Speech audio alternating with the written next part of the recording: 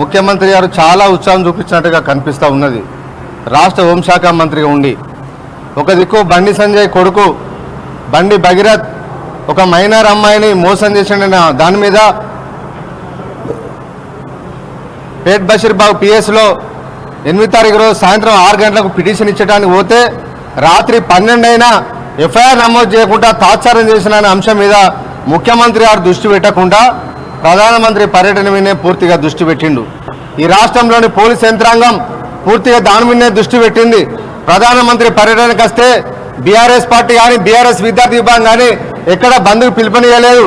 ఎక్కడ ప్రధానమంత్రి పర్యటనను అడ్డుకుంటామని ఎక్కడ చెప్పకుండా కూడా నిన్న రాష్ట్ర వ్యాప్తంగా ముఖ్యంగా హైదరాబాద్ నగరంలో మా బీఆర్ఎస్ పార్టీ శ్రేణులు విద్యార్థి విభాగం నాయకులను అందరినీ అరెస్ట్ చేసి నిన్న స్టేషన్లో పెట్టడం జరిగింది. అదేవిధంగా ఇవాళ హౌస్ అరెస్ట్ మా విద్యార్థి నాయకులను ఎక్కడికక్కడ నగరంలో ఇవాళ అరెస్ట్ చేస్తూ ఉన్నారు. ముఖ్యమంత్రి గారు ఇవాళ విద్యా ప్రణాళిక పేరు మీద ఎల్బీ స్టేడియంలో సాయంత్రం ఇవాళ మీటింగ్ పెట్టబోతా ఉన్నారు.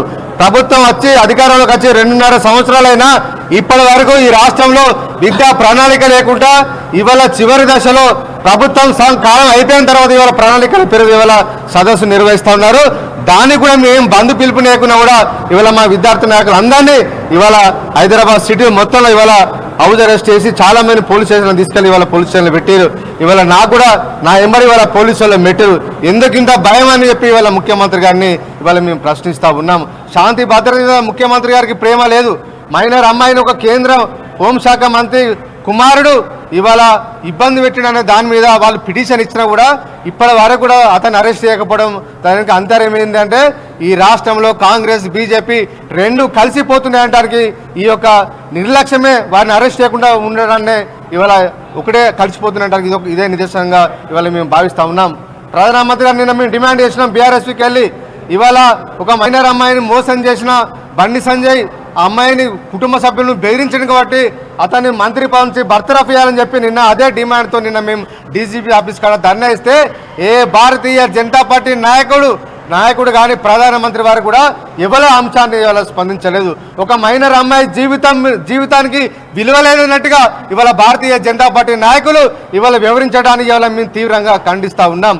ఇవాళ ఎవరు తప్పు చేసినా సొంత పార్టీ నాయకులు తప్పు చేసినా శిక్షించాల్సిన భారతీయ జనతా పార్టీ నాయకులు ఇవాళ మౌనంగా ఉండడాన్ని ఇవాళ అలాంటి ఉదాంతాలు మీరు ప్రోత్సహిస్తున్నారు అని చెప్పి ఇవాళ భారతీయ జనతా పార్టీని మేము ప్రశ్నిస్తా ఉన్నాం. బీజేపీ నాయకత్వం కేంద్ర నాయకత్వం అలా బండి సంజయ్ గారు కానీ అదేవిధంగా కిషన్ రెడ్డి గారు కానీ మిగతా భారతీయ జనతా పార్టీ ఎంపీలు కూడా నిన్న బండి సంజయ్ కొడుకు వ్యవహారం గురించి ఎవరు మాట్లాడకపోవడాన్ని మేము తీవ్రంగా ఖండిస్తున్నాం. అదే ప్రధానమంత్రి గారు బండి సంజయ్ గారిని పక్కబండి కూర్చుండబెట్టుకొని తను వెనకేసినట్టుగా మాట్లాడిన తప్ప బండి సంజయ్ కొడుకు చేసిన ఘనకార్యం గురించి మాత్రం ప్రధానమంత్రి గారు ఒక మాట కూడా మాట్లాడకపోవడాన్ని బండి సంజయ్ గారిని మందలించకపోవడాన్ని మేము తీవ్రంగా ఖండిస్తూ ఉన్నాం. ఇక హైదరాబాద్కి వచ్చి 9,700 కోట్ల రూపాయలు ఇవాళ శంకుస్థాపనలు అదేవిధంగా ప్రారంభోత్సవాలు చేసినట్టుగా నిన్న ప్రధానమంత్రి గారు మాట్లాడారు. బీజేపీ సమావేశంలో మాట్లాడుతూ ఎవరు ప్రయాణాలు ఇవ్వద్దు, వర్చువల్ అనే మీటింగ్లో పాల్గొనాలి, ఎక్కడ తిరగద్దు, ఒక కారులో మీరు 4 తిరగాలి, 4 కార్లు వేసుకొని పోదు, ఒకటే కార్లో తిరగాలి, బంగారం కొనద్దు, పొదుపు పాటించాలి, ఇంధనాన్ని పొదుపు పాటించాలని చెప్పి ఇవాళ పొదుపు మాటలు చెప్పిన ప్రధానమంత్రి గారు మరి హైదరాబాద్ రాకముందు నీకు అది గుర్తు రాలేదా మోడీ గారు అని చెప్పి ఇవాళ మేము ప్రశ్నిస్తూ ఉన్నాం. నిన్న వేలాది కార్లు హైదరాబాద్లో పెరడగ్రంలో మీ కార్యకర్తలు మీటింగ్ పెడితే ఎంత పెద్ద పెట్రోల్ డీజిల్ ఉదాయిందన్న విషయాన్ని ప్రధానమంత్రి గారికి రాకముందు గుర్తు రాలేదా? ఇవాళ హైదరాబాద్లో వేలాది మంది పోలీసులు రాష్ట్ర ప్రభుత్వ ఖర్చులతోని ఇక్కడ బందోబస్తును ఏర్పాటు చేస్తే అది ప్రధానమంత్రి గారికి అది ముందుగా గుర్తు రాలేదా?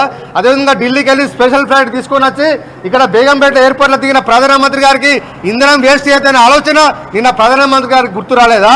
తను మాత్రం ఖర్చు పెట్టచ్చు, తన కోసం రాష్ట్ర ప్రభుత్వాలు ఖర్చు పెట్టచ్చు, తన కోసం భారతదేశ ప్రభుత్వం ప్రజాధనాన్ని దుర్వినియోగం చేయొచ్చు, కానీ ఇక్కడ ప్రజలు మాత్రం వాళ్ళకు తక్కువ తినాలి, తక్కువ ఖర్చు పెట్టుకోవాలి, పెళ్లిళ్ళు చేసుకోవద్దు, పేరెంటాలు తీసుకోవద్దు, ఎవరు ఖర్చు పెట్టుకోవద్దు, ఎవరు మీటింగ్లు పెట్టద్దు, ఎవరు బంగారం కొనుక్కోవద్దు అని చెప్పి ఈ మాటలు మాట్లాడి చెప్పడానికి నేను హైదరాబాద్కి వచ్చని చెప్పి మేము ప్రశ్నిస్తూ ఉన్నాం.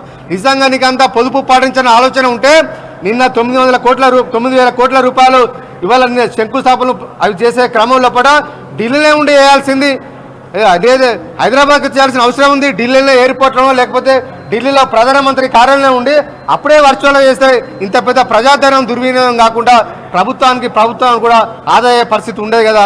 ఈ విషయం ప్రధానమంత్రికి గుర్తు రాలేదా? అంటే ప్రధానమంత్రి గారు తను ఏదైనా చేయొచ్చు, కానీ ప్రజలు మాత్రం ఏం చేయొద్దు. ప్రజలు పొదుపు పాటించాలా. భారతీయ జనతా పార్టీ నాయకులు కానీ కార్యకర్తలు కానీ కేంద్ర ప్రభుత్వం మాత్రం పొదుపు, వాళ్ళకు మినహాయింపు, పెద్దలకు మినహాయింపు కానీ పేదలకు మాత్రం మినహాయింపు లేదన్నట్టుగా నిన్న ప్రధానమంత్రి గారు మాట్లాడడాన్ని మేము తీవ్రంగా ఖండిస్తూ ఉన్నాం. ప్రధానమంత్రి గారు కొత్తగా తెలంగాణకు చేసింది ఏం లేదు, కొత్తగా నిధులు తీసుకొచ్చింది ఏం లేదనే విషయాన్ని ఇవాళ తెలంగాణ ప్రజలందరికీ తెలుసు. గత 10 ఏళ్ల కాలంలో కేసీఆర్ గారు చేపట్టిన అభివృద్ధి కార్యక్రమంలో తెలంగాణ ఉన్నాయి తప్ప వరంగల్ కాకతీయ టెక్స్టైల్ పార్క్ అని ఏదైనా కేసీఆర్ గారి ప్రభుత్వంలో కేటీఆర్ గారిని అభివృద్ధి చేశారు తప్ప ఈ కేంద్ర ప్రభుత్వం ఇచ్చిన నిధులతోని ఏం కాలేదనే విషయం ఇవాళ వరంగల్ ప్రజలకు కానీ హైదరాబాద్లో పారిశ్రామికవేత్తలకు కూడా అందరికీ తెలిసిన విషయాన్ని ఇవాళ భారతీయ జనతా పార్టీ నాయకులు గుర్తుంచుకోవాలని చెప్పి కోరుతా ఉన్నాం.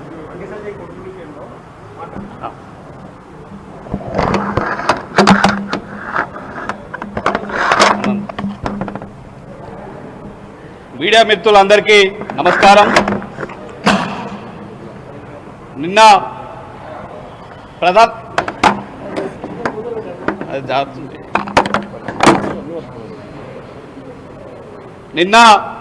ప్రధానమంత్రి నరేంద్ర మోడీ అభివృద్ధి కార్యక్రమాలను ఓపెన్ చేస్తానని పేరు మీద హైదరాబాద్ నగరానికి అభివృద్ధి పేరు మీద వచ్చి కేవలం రాజకీయ వేదికగా ఈ యొక్క పర్యటనలు వాడుకున్నాడు.